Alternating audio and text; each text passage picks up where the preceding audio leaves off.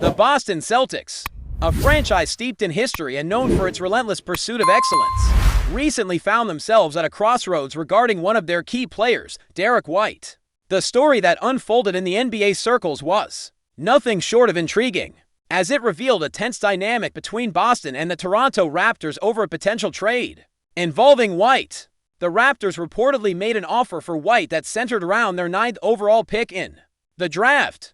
However, the Celtics' reaction to this proposal was far from enthusiastic. In fact, the offer was met with outright laughter and dismissal by the Celtics front office. This reaction came not long after a significant setback for Boston: the injury to their star forward Jason Tatum, who was expected to miss a substantial part of the upcoming season. That context makes the Celtics' rejection even more striking. While the Raptors might have believed that a top 10 draft pick was a fair price for White, Boston clearly felt that their guard's value exceeded that, and they weren't willing to part ways lightly.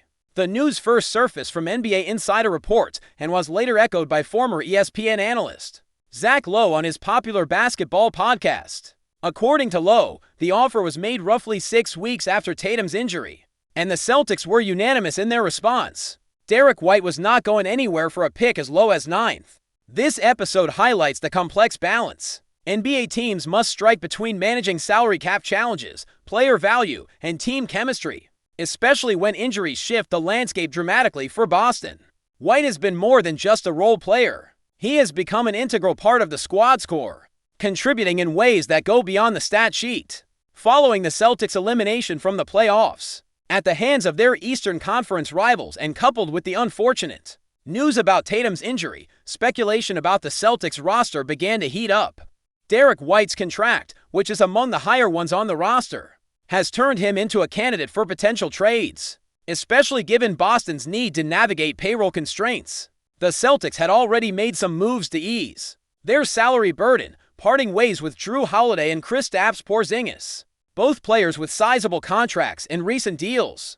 These transactions showed the franchise's willingness to reshape its roster and create cap flexibility, possibly to better position itself for future acquisitions or extensions for their star players. Yet, when it came to White, the calculus seemed different.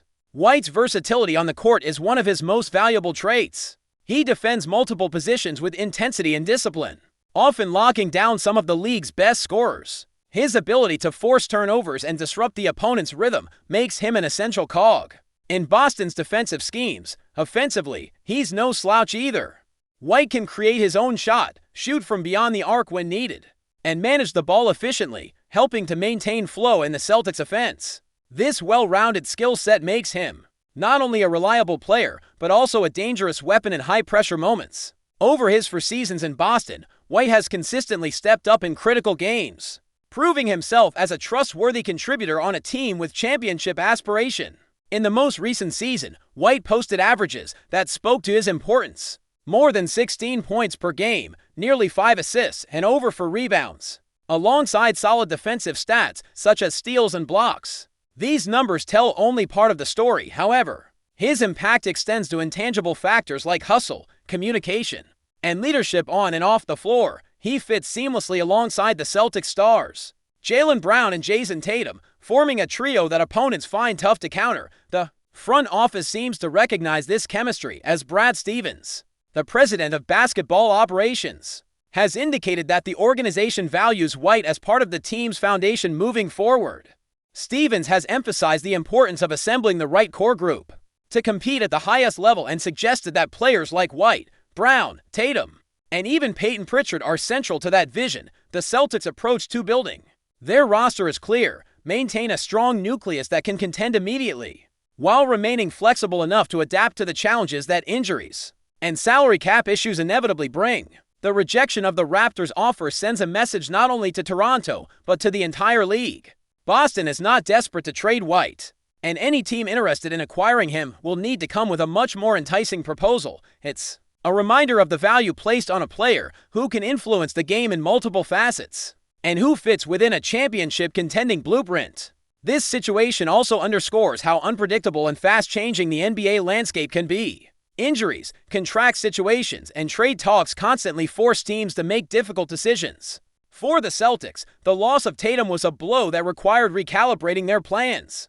But it did not lead them to panic. Instead, they appear committed to staying the course with the players they believe can bring them back to the finals and beyond. Derek White's role in that plan cannot be overstated. His ability to contribute consistently on both ends of the floor is something the Celtics cannot easily replace. As the new season approaches, all eyes will be on Boston to see how they manage their roster and salary cap while trying to maintain their competitive edge.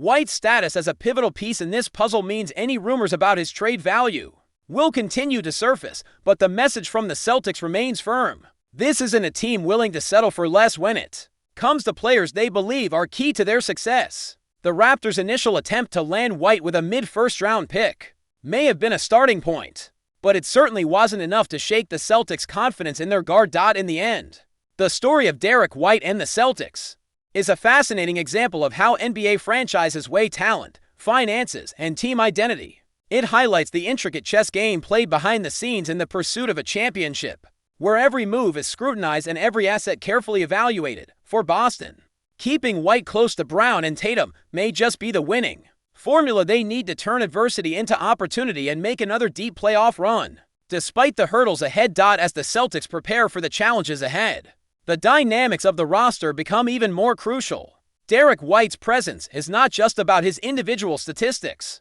but also about how he elevates those around him in a team sport like basketball. Especially at the highest levels, synergy matters as much as individual talent. White's ability to seamlessly integrate with Jaylen Brown and Jason Tatum creates a balance that is difficult for opponents to counter. His defensive intensity allows Brown and Tatum to conserve energy on that end of the floor, while his playmaking provides them with more freedom offensively. This complementary role makes him invaluable, particularly when the stakes are at their highest. With Tatum sidelined, the Celtics will need players like White to step up even more. The burden on Brown naturally increases, but having White's versatility and experience helps distribute that pressure. It's often the players who do the little things, the timely steal, the critical defensive rotation, the hustle play, who tip the balance in close games. White excels in these moments, bringing a level of competitiveness and basketball IQ that few can match. This is why the Celtics front office remains steadfast in keeping him, even when faced with tempting offers from other teams. Salary cap management, of course, remains a persistent issue for Boston. The luxury tax and the NBA's increasingly complicated financial rules force teams to make tough decisions. The Celtics have shown a willingness to part ways with significant contracts to maintain flexibility, as seen with recent trades. However, they seem to draw the line at losing players like White, who are not only productive but also fit well within the team culture and system. The Celtics' approach suggests a long-term vision, where the core is built around a mix of star talent and versatile role players who can adapt to various game situations. Looking beyond the immediate future, the organization's strategy appears to be focused on stability and sustained competitiveness. They recognize that rebuilding from scratch is not a viable option, given their championship aspiration and current roster. Instead, they are banking on keeping their key pieces intact, while finding ways to improve around them. White, with his blend of skill and experience, fits perfectly into this plan. His contract might be a factor in trade talks, but his value to the team goes well beyond financial considerations. But before we continue, please remember to subscribe to the channel and give the video a like. Your support helps us keep bringing you the latest news about the Boston Celtics. Feel free to share your thoughts on the news in the comments as well. Whispers are stirring in the basketball world as rumors surface about a possible end of an era in Boston. Could HORFORD be on the verge of saying goodbye to the Celtics? The seasoned big man, who has been a pivotal presence on and off the court for the storied franchise, might be closing a significant chapter of his illustrious career in Boston. HORFORD's time with the Celtics has been marked by his consistent leadership, defensive prowess, and a steady hand in high-pressure moments. Since joining the team, he has been a cornerstone for their front court, often praised for his versatility and basketball IQ. But as the Celtics continue to evolve and rebuild around younger talent, whispers are growing louder about a potential parting of ways. Sources close to the organization suggest that discussions about HORFORD's future are quietly underway, hinting at a mutual understanding that change might be inevitable. The Celtics, a franchise with a rich history of success, have been balancing the delicate task of blending veteran leadership with the explosive potential of rising stars.